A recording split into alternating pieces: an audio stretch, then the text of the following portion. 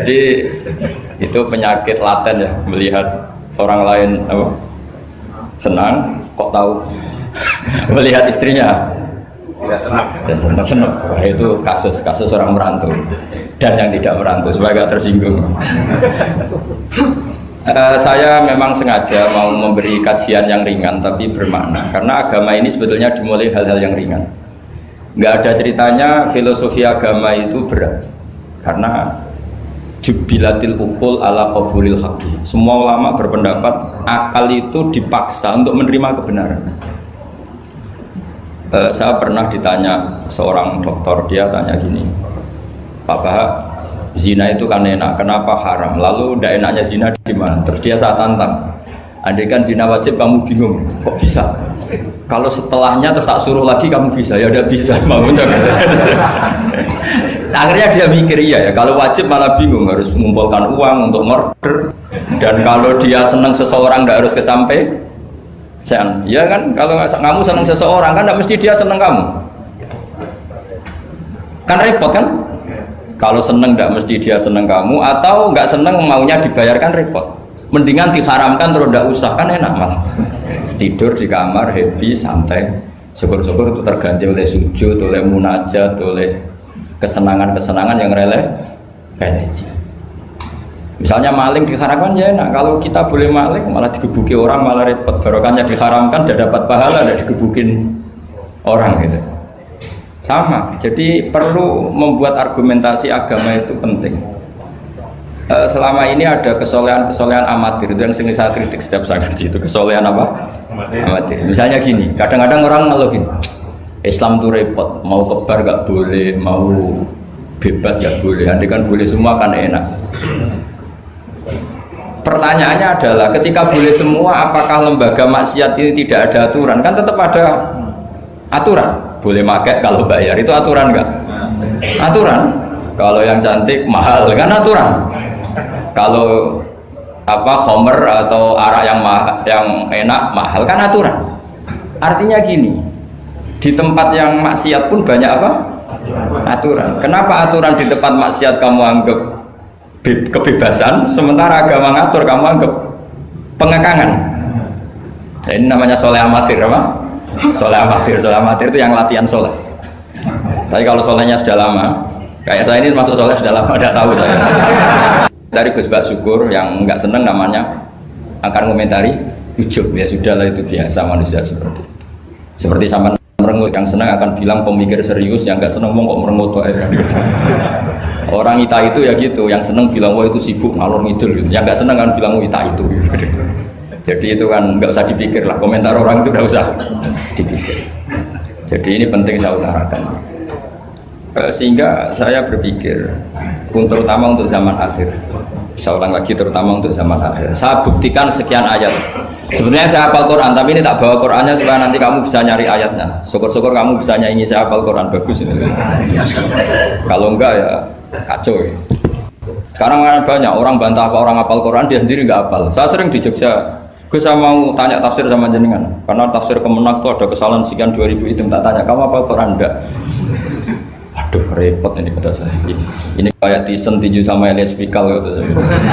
Kalau kelasnya nggak sama mati soalnya kata saya.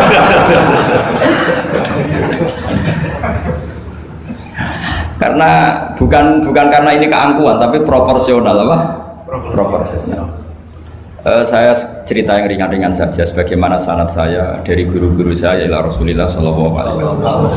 Agama itu dimulai dari kesenangan, happy, farah kalau dalam bahasa Arab al-farah. Ayatnya jelas, kul bi fadlillah wa bi rahmatih fa bidzalika falyafrahu. Ingat Muhammad dengan fadl Allah, anugerah Allah dan rahmatnya, kemudian dengan itu kamu harus senang. Sehingga dengan senang kepada Allah dan Rasul itu nikmatnya Masya Allah. Andai kan senang itu bisa ditakar, orang yang sedang tahajud menangisi dosanya plus menangisi nasibnya kalau di perantauan itu. Itu senangnya sama orang yang sedang dugem itu mesti kalah, mesti senang yang sedang tahajud. Karena orang-orang maksiat itu sebenarnya orang-orang susah. Kalau tidak susah gimana? Setelah itu semua ditanya senangnya di mana? Tidak tahu dia mabuk. Sementara senang kamu ingat betul tadi malam saya nangisi dosa-dosa saya, nangisi nasib saya, kemudian tenang karena kembali ke Allah, kembali ke Rasul. Itu luar biasa senangnya. Tapi masalahnya sekarang ibadah itu kayak ancaman. Kalau ada pondok mewajibkan tahajud itu santrinya itu sudah mendelik dulu. Kalau di masjid-masjid gini itu kira-kira diwajibkan tahajud orang juga protes. Ini aliran sesat, sunat kok diwajibkan. Jadi agama itu banyak keunikan. Tapi yang jelas saya pastikan kamu harus senang. Kata Rasulullah SAW tadi, salasun mangkun nafihi wajata halawatal iman. 3 hal ini, kalau 3 hal ini ada pada kamu, ada pada kita, pasti kita ini menemukan halawatal iman, manisnya iman. Yaitu satu, ayyakuna Allahu wa rasuluhu ahabba ilaihi mimma siwahuma. Bahwa Allah dan Rasul itu lebih Anda cintai ketimbang yang lain. Mencintai Allah itu nikmatnya Masya Allah. Caranya gimana supaya kita istiqomah ibadah? Anggap hidup kamu itu sehari. Saya ini di Jawa celok besar, tapi punya uang 200.000 itu ngira banyak sekali. Bukan banyak, banyak sekali. Karena saya ngitung hidup itu per hari. Karena aturannya orang soleh, sama tak ijazahi, pasti kamu gak mau. Karena kamu pecinta won. Pasti tidak mau. Syarat sahnya orang soleh itu harus nganggap hidup itu hanya sehari. Hanya apa? Wa'mal li akhiratika ka'annaka tamutu ghadan. Beramallah untuk akhiratmu seakan-akan besok mati. Coba kamu yang di perantauan, bayangkan maksiat sampai 60 tahun ke depan kan berat. Sampai seminggu saja kira-kira berat kan. Tapi kalau bayangkan saya tidak akan maksiat semalam ini karena besok saya mati, sukses. Besok berpikir gitu lagi, saya tidak akan maksiat kan hanya sehari. Ternyata besok hidup lagi. Berpikir gitu lagi, tahu-tahu mati betulan setelah 60 tahun. Jadi itu apa ya, satu konsep dari Rasulullah supaya orang itu meninggalkan maksiat itu ringan karena bayangannya hidup banyak. Coba yang ahli maksiat itu diberitahu besok kamu mati, kira-kira malamnya maksiat enggak?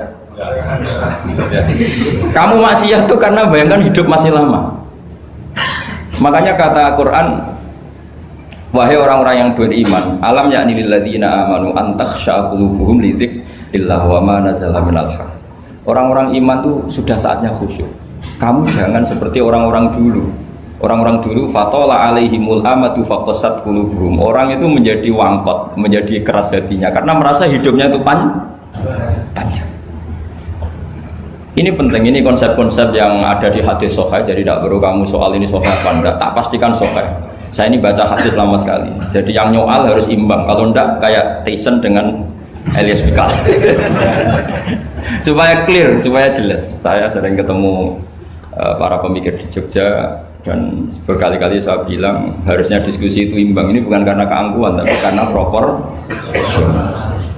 Awal maksiat itu dimulai karena tidak senang tercari kesenangan dan pilihannya maksiat. Coba kalau kesenangan itu ada pada taat, itu luar biasa. Sampai Rasulullah itu menggambarkan ketaatan yang baik itu ada hadis yang mungkin kalau orang Jogja, orang Solo itu tidak siap karena agak priayi. Nabi pernah ngendikan, wa fi buti ahadikum shadaqah. Kamu ngeloni istri kamu itu ya shadaqah. Sahabat ya tanya, ayati ahaduna syahwatahu wa walahu ajrun. Yang benar aja ya Rasulullah, masa urusan seks, urusan biologis kemudian dia dapat apa? Pahala. Nabi jawabnya ringan saja, alaihi salawatu aha fi haramin akana alaihi wisrun. Kalau yang digauli itu istri orang atau yang enggak zaujahnya, enggak istrinya, apa dia ada dosa? Ya dosa ya Rasulullah. Fakadzalika lawatu aha fi halalin kana lahu ajrun. Ya begitulah kalau dia kalau salah letak haram, kalau tepat sasaran ya halal. Segampang itu ibadah itu.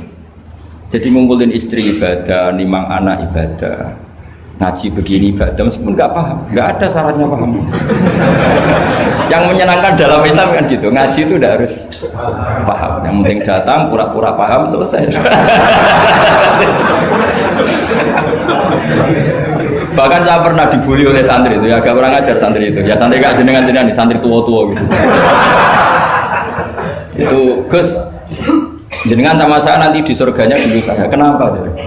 Karena kata Rasulullah SAW itu man salaka tariqan yaltamisu fihi ilman sahalallahu lahu tariqan ilal jannah. Orang yang mengambah jalan, yang mencari jalan, berjuang sekolah, nyari ilmu.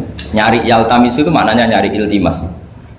Maka orang yang mencari ilmu itu sahalallahu lahu tariqan ilal jannah, akan dimudahkan jalan ke surga. Itu yang nyari loh Gus. Kalau sudah ketemu kayak jenengan tidak masuk hadis itu. Makanya bersenanglah yang sedang nyari tapi belum ketemu. Karena hadis itu untuk yang masih mencari. Itu pasti sampai Anda saya. Wah saya mikir, wah ini nyari hadis apa yang bela saya? Karena hadis ini itu tidak mihak saya, nggak mihak yang sudah ketemu.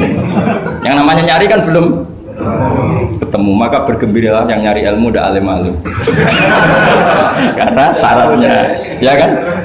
Man salaka tariqan yaltamisu fihi ilman sahhalallahu lahu tariqan ilal jannah. Siapa yang berjalan atau menempuh satu perjalanan mencari ilmu. Di mana-mana mencari itu sudah ketemu belum? Belum. Berarti kiai masuk hadis itu enggak?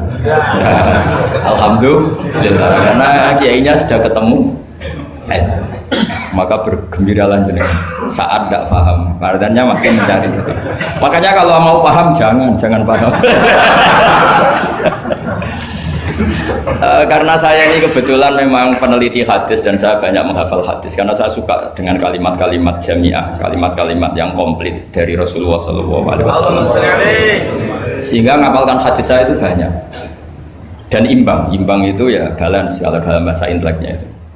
Saya termasuk menghafalkan hadis wa innal alima la yastaghfiru lahu man fis samawati wa man fil ardi hatta al-khitan fil bahr.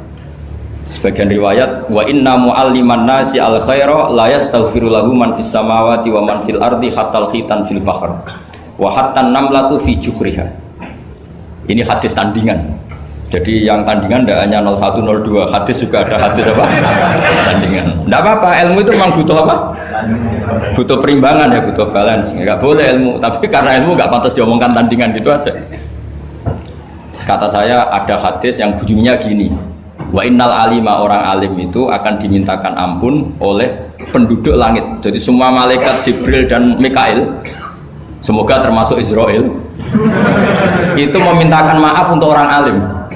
Tidak yang belum alim. Itu kamu udah masuk hadis itu. Keren mana? Wah sama kerennya Gus. Saya masuk surga, yang jenengan nanti juga masuk. Ya sudah, nggak usah geger ketemu di sana. Jadi ini penting. Nah sekarang problem Islam sekarang adalah yang garis keras pakai hadis-hadis garis keras untuk mengadili yang garis lunak pakai hadis-hadis yang garis lunak untuk mengadili hadis kelompok-kelompok garis keras. Itu tidak fair. Nggak fairnya adalah Islam itu kafah itu artinya konsepnya itu komplit, tidak boleh separuh. Saya punya sedikit ini yang agak serius tapi tidak usah masukkan hati, nanti kalian protes nggak bagus Israel itu. Begini, Abu Bakar As-Siddiq itu terkenal layinal janib, mutawadi, layinal janib, sahlal akhlak, namanya layinal janib. Orang yang sopan sekali, santun sekali, santun, sopan, terus simpatik, sangat-sangat simpatik. Namanya Abu Bakar As-Siddiq. Tapi ketika beliau sudah iman, beliau iman itu kalau nggak salah ya kira-kira Saniyasnen atau ya Salisa Robiah atau berapa lah. Karena kalau dalam sejarah awaluman amanah itu sebetulnya Khadijah. Awaluman amanah mutlakon itu sebetulnya Khadijah. Awaluman amanah mutlakon bisa saja Sayyidina Ali, dan awaluman amanah mutlakon bisa saja Abu Bakar Siddiq. Saya sedikit cerita ya supaya tidak gaduh dalam sejarah.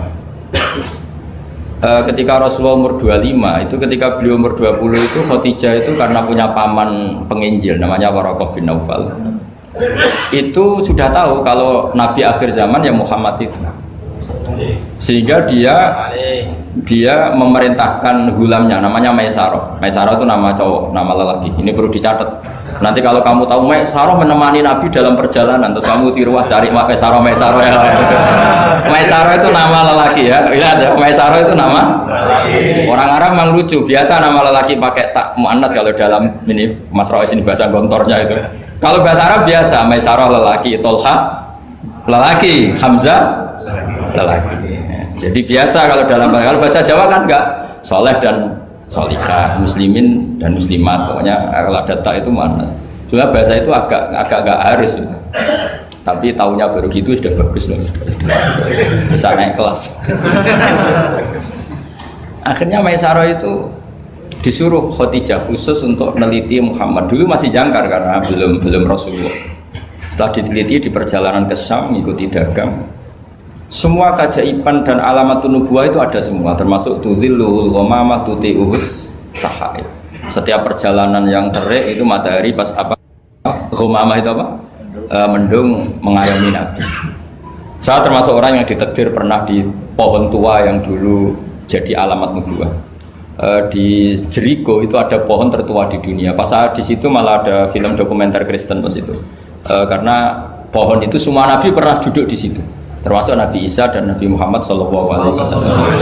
Dan itu para pendeta tahu reaksi pohon. Jadi kalau sampai yang duduk pohonnya agak reaksi biasa saja.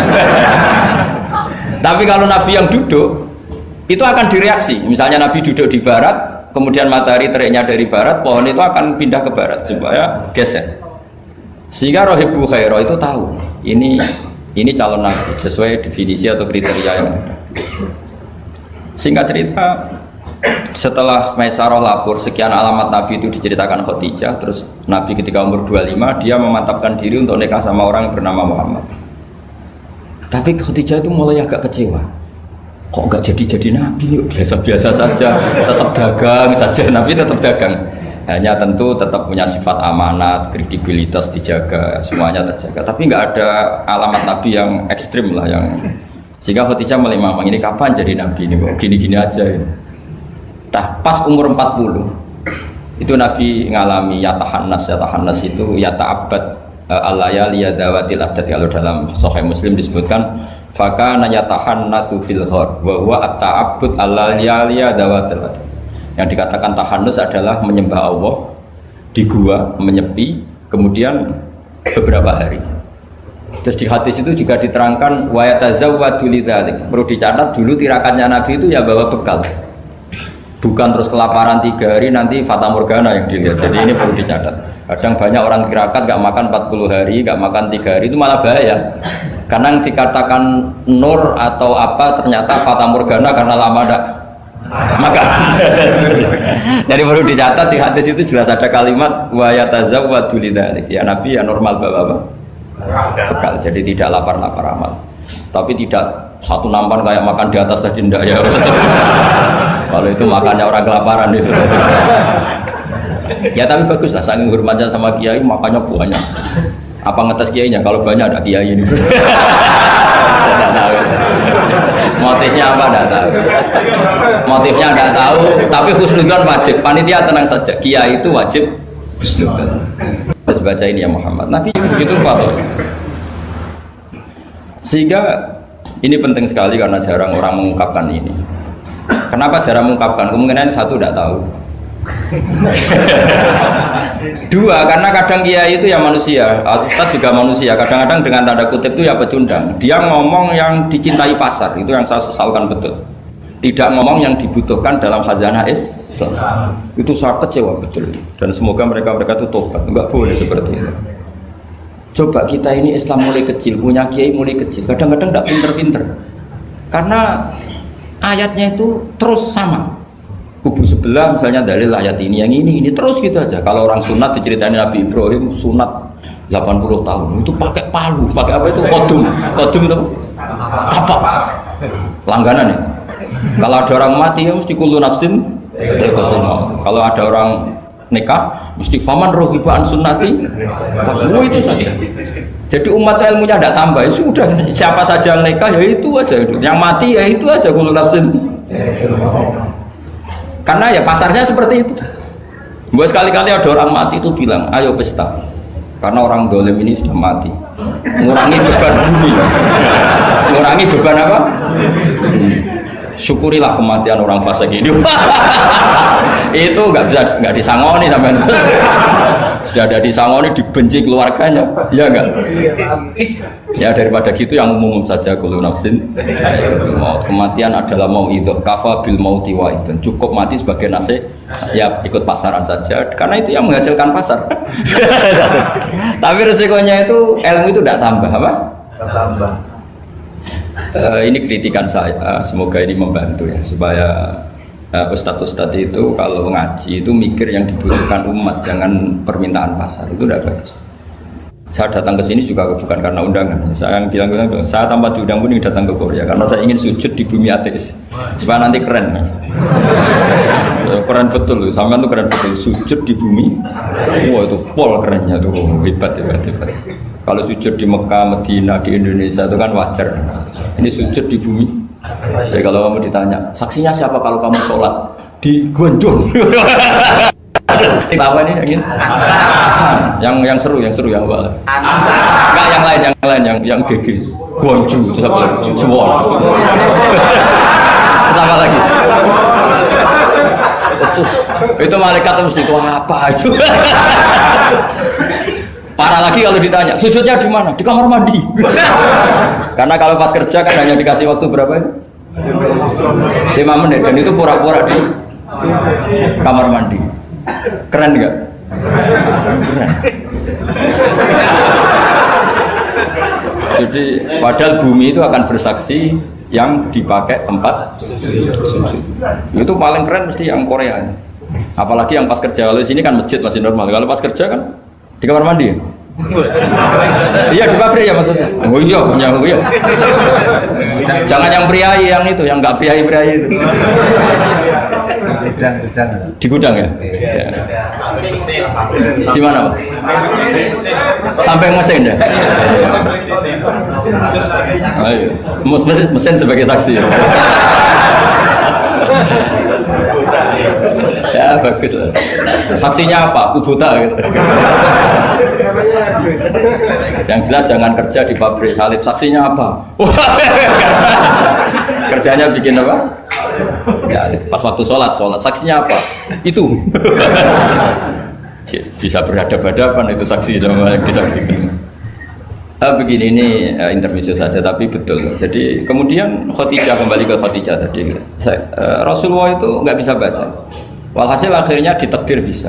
Saya mengatakan bukan karena belajar, ditakdir bisa. Karena syaratnya Nabi itu harus ummi. Ummi itu keibu-ibuan. Tapi Nabi itu uniknya begini. Justru beliau ngira itu malakul maut. Jadi pulang itu yarjufu fuadu. Dia gemeteran sekali. Nangis pulang itu yarjufu fuadu nangis. Terus bilang ke Khadijah zamiluni zamiluni. Coba saya kasih selimut. Kalau dalam bahasa Arab itu boleh khitab sama perempuan itu pakai yang mu'annas sama khotoba atau pakai mudzakkar ghaib al mudzakkar mukhatab jamak tapi niatnya ahli. Jadi kalau orang Arab bilang normalnya kalau perempuan kan zamilini karena khitabnya satu yaitu Khadijah. Tapi Khadijah itu nama ahlun, nama keluarga sehingga dalam bahasa Arab juga boleh zamiluni apa? Pakai khitab apa jamak mudzakkar. Khadijah terus dikemulin. Di mana-mana namanya ketakutan itu ya dikemulin. Dan di mana-mana kalau ketakutan itu cari istri. Yang bayang di perantauan ya kalau ketakutan. Nggak usah lah banyak menyinggung orang. Pokoknya seperti itu. Sunnah manusia apapun hebatnya kalau ketakutan itu nyari istri. Jangan bahasakan nyari perempuan, nyari istri ya. Garisnya jelas ya. Kalau ketakutan nyari apa? Istri. Nyari istri apa nyari perempuan? Istri. Alhamdulillah. Bagi yang punya. Bos. Akhirnya dikemulin sama Khadijah. Ada apa? Oh saya tadi ketemu malakul mauti gini-gini. Khadijah tuh senangnya bukan main. Ini yang saya tunggu. Hampir saja saya putus asa. Takut kamu nggak jadi nabi. Terus tanya Khadijah, lalu sifatnya orang tadi kayak apa? Oh gini. Oh ya besok ikut saya. Didatangkan ke Waraqah bin Naufal. Dalam Bukhari disebutkan wa kana imro'an tanassara fil jahiliyah wa yaktubu minal injil masyaallah ayaktub. Waraqah bin Naufal itu penginjil. Dia menerjemah Injil dari bahasa Ibrani menjadi bahasa apa? Ketika Rasulullah ditanya, ma ra'aita itu, madza tara? Apa yang kamu lihat? Terus Nabi cerita itu. Terus kata Waraqah bin Naufal, hadan namus alladzi ja'a bihi Musa. Bahasa lainnya malak itu namus dan namus alladzi ja'a bihi Musa. Uniknya itu tahun awal nubuwah ya, tahun awal apa? Nubuwah. Itu uniknya Waraqah itu bilang begini. Ini Waraqah bin Naufal bilang gini. Doakan saya ini masih hidup. Khina akhrajaka qaumu, ketika kaum kamu ngusir kamu. Kagetnya bukan main Rasulullah, karena Rasulullah itu figur yang menarik, yang simpatik. Beliau putra tokoh, Muhammad bin Abdullah bin Abdul Muttalib bin Hashim, tokoh yang sangat dihormati. Beliau tidak punya kasus, beliau tidak orang yang dibenci, beliau orang yang sangat menarik. Kenapa harus ngalami diusir? Maka Rasulullah tanya, awamu khrijiyahu, masa betul umat saya mau mengusir saya? Tapi siapa? Waraqah tetap bilang, ya letani fiyajat anhina akhrajaka qaum. Doakan semoga saya ini masih kuat ketika engkau diusir kaum. Ini sekalian latihan bahasa Arab karena sama nama latihan bikin mesin saja ini ambil tak latih bahasa Arab. Bahasa Korea ya. Akhirnya kata Waraqah bin Naufal, tidak ada orang yang alami seperti kamu kecuali pasti akan diusir. Falam yalbas yasiron illa antum. Terus kemudian Waraqah tidak lama kemudian meninggal. Ya, yang penting dari ini semua apa? Waraqah itu membaca kriteria para nabi itu pas sekali dan akhirnya tahun 13 nubuwah Rasulullah ngalami diusir. Kan beliau hijrah itu 13 tahun dari nubuwah, kira-kira umur 53 berapa? 53. Tapi Waraqah sudah mengatakan itu di tahun pertama Rasulullah menjadi nabi, karena definisi nabi itu harus pernah diusir. Maka kalau sampai mengalami diusir oleh nasib itu ya ada alamat. Cuma itu udah alamat nubuwah, alamat terlantar. Jadi itu bedanya. Karena yang nabi sudah ditutup, nggak ada peluang lagi. Jadi, nah, Khadijah itu masih gak terima, padahal beliau sudah mendapat sekian alamat tadi. Tudzilluhul ghamama tuti'u sahab, ada sekian alamat. Tesnya sudah lulus semua. Rasulullah tadi Maisarah menyaksikan apa, dinaungi oleh apa, mendung tadi, macam-macam. Khadijah itu masih dengan tanda kutip masih agak-agak beli, masih cari definisi yang ini agak absurd lah. Terus kata Khadijah gini, ya Muhammad, ya Rasulullah, kalau kamu kedatangan teman kamu itu, kalau bilang sohibuka, nanti cerita ke saya. Ya kata Nabi. Nabi itu lugu, nggak ngerti kalau itu dites. Ya katanya. Suatu saat Jibril datang ke Rasulullah. Ini malak, ini Jibril, ini teman saya datang. Ya Nabi kadang istilahkan Jibril itu temannya. Ini teman saya datang. Oh ya. Terus Khadijah dekat Rasulullah, pas Rasulullah agak-agak dipangku manja. Fakasyafat an auratiha, sebagian auratnya Khadijah itu dibuka. Sama enggak usah bayangkan kelihatan apanya itu. Makanya saya bilang agak absurd. Ya kira-kira pupunya saja lah yang lebih mudah. Tidak lebih dari itu, jangan macam-macam.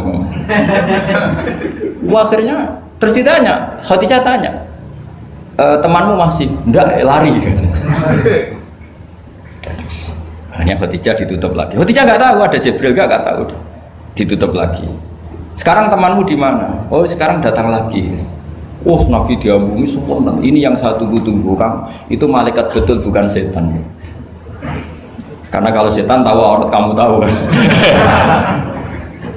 Artinya apa? Dalailun nubuwah itu dikaji sedemikian rupa oleh Khadijah karena beliau ponakan dari penginjil, yaitu Waraqah bin. Tentu zaman itu Injil masih orisinil, bukan kayak yang sekarang Lukas Matius. Tentu jadi Injil di sini bukan konotasi yang muharraf, yang apa? Enggak orisinil ya, tentu yang masih apa? Orisinil. Jadi semuanya mengarah ke pembenaran terhadap kenabian Rasulullah Muhammad SAW. Jadi Khadijah tambah mantap. Jadi Nabi dites itu ada tahu ya lugu saja, temanmu masih lari. Terus setelah ditutup lagi, temanmu ada. Oh iya ya sekarang ada lagi. Wah ya Nabi betul. Absyir ya Muhammad, kamu harus senang, itu malaikat betul. Kalau setan tidak seperti itu. Oh kalau ada aurat senangnya bukan main.